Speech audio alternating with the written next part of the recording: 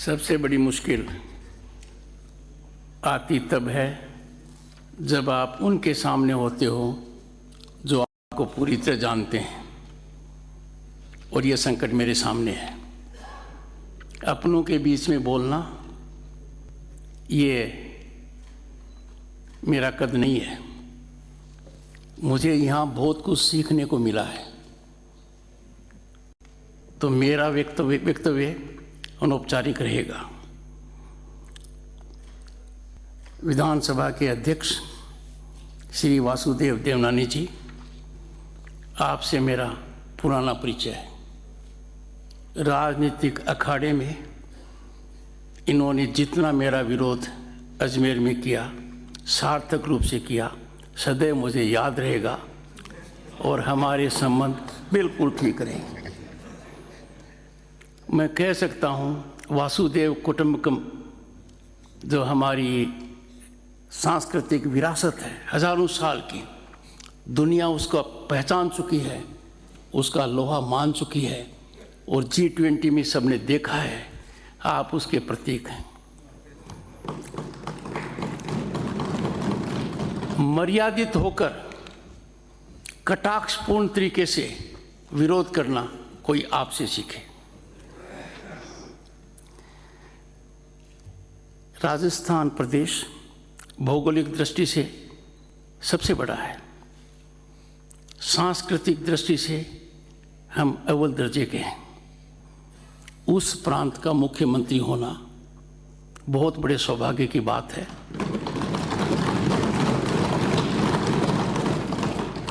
और यह सौभाग्य जिस तरीके से मिला है माननीय भजन लाल जी को, तो अपने सबको एक संकेत मिलता है कि भारत बदल गया है और अब सब कुछ मुमकिन है। कम समय में माननीय भजन लाल जी ने लोकप्रियता हासिल की है। मैं माननीय मुख्यमंत्री जी से कहूँगा, कम समय में हासिल की हुई लोकप्रियता को बढ़ाना और बचाना दोनों आपके ऊपर एक चुनौती है, और मुझे कोई शंका नहीं है ये खरे उतरेंगे। राजस्थान का सौभाग्य है कि राजस्थान को 2 उप मुख्यमंत्री मिले हैं। दिया कुमारी जी अपने प्रभाव, अनुभव और जेंडर के हिसाब से बहुत बड़ा योगदान कर पाएंगी और प्रभाव छोड़ेंगे। उप मुख्यमंत्री डॉक्टर प्रेमचंद बैरवा का जीवन मैंने देखा है। मजदूरी करते हुए शिक्षा प्राप्त करना, MA बनना, MPhil की डिग्री प्राप्त करना, PhD की डिग्री प्राप्त करना, LLB करना आसान नहीं है। मैंने खुद रास्ता अपनाया है और मैं जानता हूँ कितना कष्टदायी हो सकता है। इनके लिए बहुत बड़ा सुअवसर है। इन्होंने जो जीवन जिया है वो बहुत इनके काम आएगा और राजस्थान की जनता का निश्चित रूप से फायदा होगा। मुझे आशा थी कि प्रतिपक्ष के बहुत से लोग यहाँ होंगे, उनकी अनुपस्थिति मुझे थोड़ी खल रही है, पर मैं मानकर चलता हूँ कि कोई ऐसा कारण होगा जिसकी वजह से वो आज नहीं आ पाए। पर हर परिस्थिति में पधारो हमारे राजस्थान को हमें कभी नहीं भूलना चाहिए और किसी के लिए नहीं भूलना चाहिए। कोई भी समय हो, कोई भी व्यक्ति हो, थोड़ा सा मैंने महसूस किया है सदन में। अगली बात ये कहूँगा कि सूचना न होना आज के दिन कोई नहीं मानेगा। सोशल मीडिया इतना ज़बरदस्त है।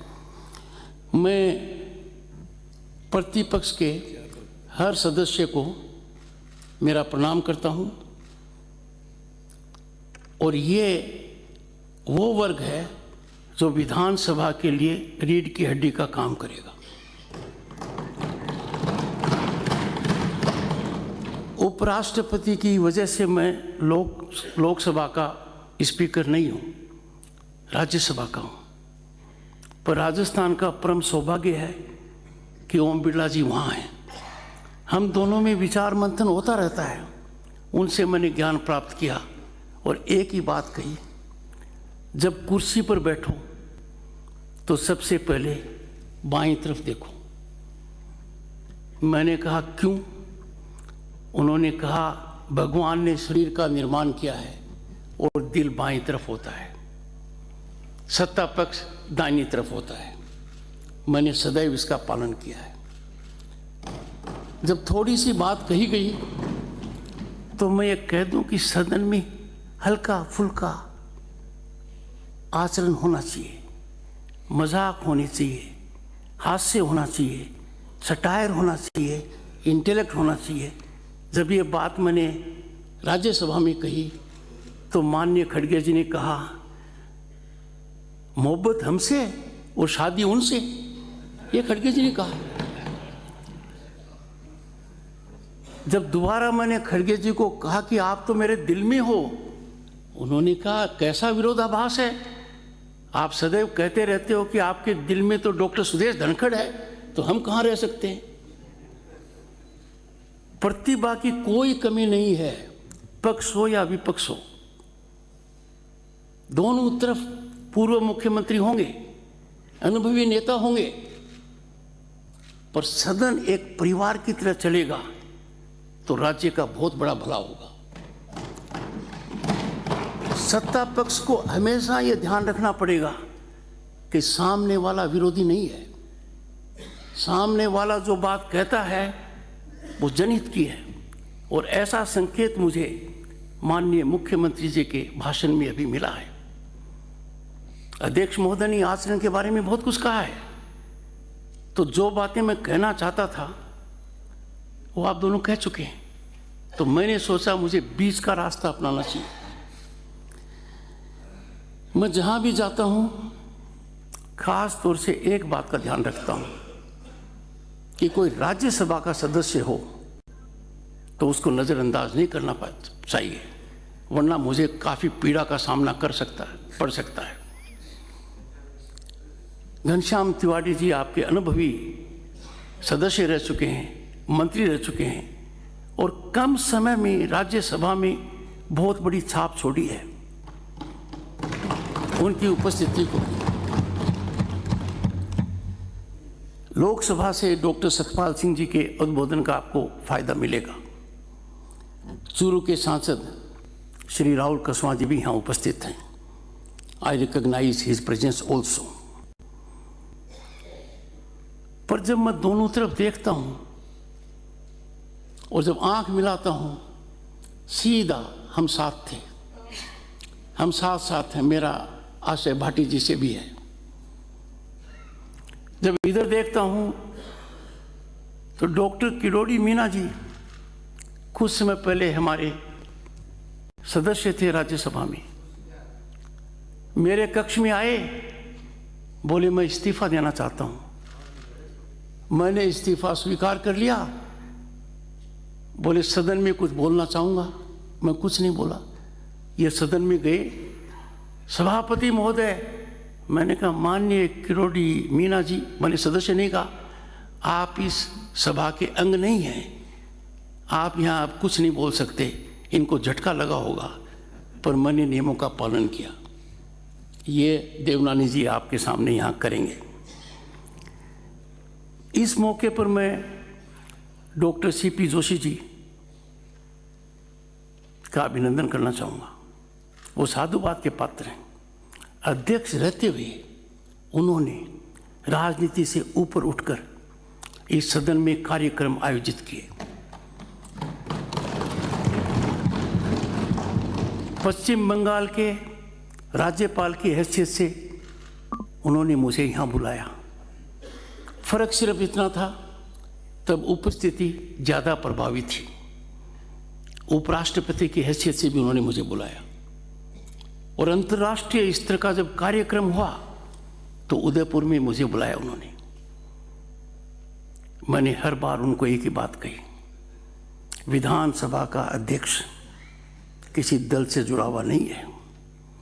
विधानसभा का अध्यक्ष का पहला कर्तव्य है कि वो प्रतिपक्ष का संरक्षण करे। कुछ ऐसा वातावरण बन जाता है जब हमें कठोर निर्णय लेने पड़ते हैं, पर कहते हैं ना कि खीर कितनी अच्छी है खाने से पता चलती है। और यही कारण है कि पश्चिम बंगाल के जो बहुत बड़ा प्रांत है, सांस्कृतिक राजधानी देश की कही जा सकती है, वहाँ की मुख्यमंत्री श्री ममता बनर्जी ने उपराष्ट्रपति के चुनाव में मेरा विरोध नहीं किया। तब मैंने ये बात यहाँ कही तो उस समय के मुख्यमंत्री अशोक गहलोत जी ने कहा कि जादूगर तो मैं हूं, आपने कौन सी जादूगरी ममता पर की थी? आप यदि अगर अपने कर्तव्य पर रहेंगे तो आखिर में नतीजा कभी खराब नहीं होगा। आज हम बहुत कठिन दौर से गुजर रहे हैं और भारत इतना बदल गया है, इतना बदल गया है राजनीतिक दृष्टि से, सामाजिक दृष्टि से, आर्थिक दृष्टि से, और विश्व में वो नाम हो गया है कि अब हम किसी देश के मोहताज नहीं हैं। दुनिया की 5वीं महाशक्ति होना अर्थव्यवस्था में छोटा काम नहीं है। मैंने खुद देखा है, झेला है। जब 1989 में लोकसभा का सदस्य बना, केंद्र में मंत्री था, सोने की चिड़िया कहलाने वाले देश का सोना हवाई जहाज से स्विट्जरलैंड के 2 बैंकों को गिरवी रखना पड़ा क्योंकि हमारी अर्थव्यवस्था चरमरा गई थी। आज से करीब 10-12 साल पहले दुनिया की 5 कमजोर अर्थव्यवस्थाओं में भारत था। आज भारत दुनिया की 5वीं महाशक्ति है। हमने कनाडा को पीछे छोड़ा है, फ्रांस को पीछे छोड़ा है, उनको पीछे छोड़ा है जिन्होंने सदियों तक हम पर राज किया। और आने वाले 2-3 साल में भारत जापान और जर्मनी को पीछे छोड़ते हुए या उनसे आगे निकलते हुए सकारात्मक सोच की वजह से तीसरी आर्थिक महाशक्ति होंगी। मेरे कहने का आशय यह है, इस सब का निर्माण सदन करती है। इस बहुत बड़े हवन में आपका योगदान है, नेतृत्व का है, नीति का है, पर आम आदमी का भी योगदान है।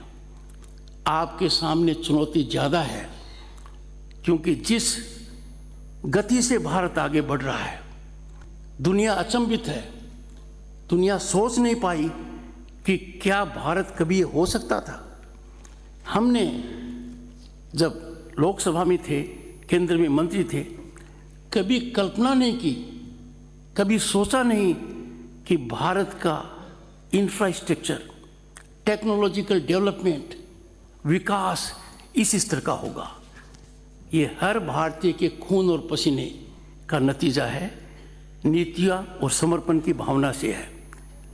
किसी भी विकास की गंगा की शुरुआत विधायिका से होती है। विधायिका का सबसे प्रमुख कर्तव्य है कि विधायिका कार्यपालिका और न्यायपालिका दोनों को सही दृष्टिकोण में रखे।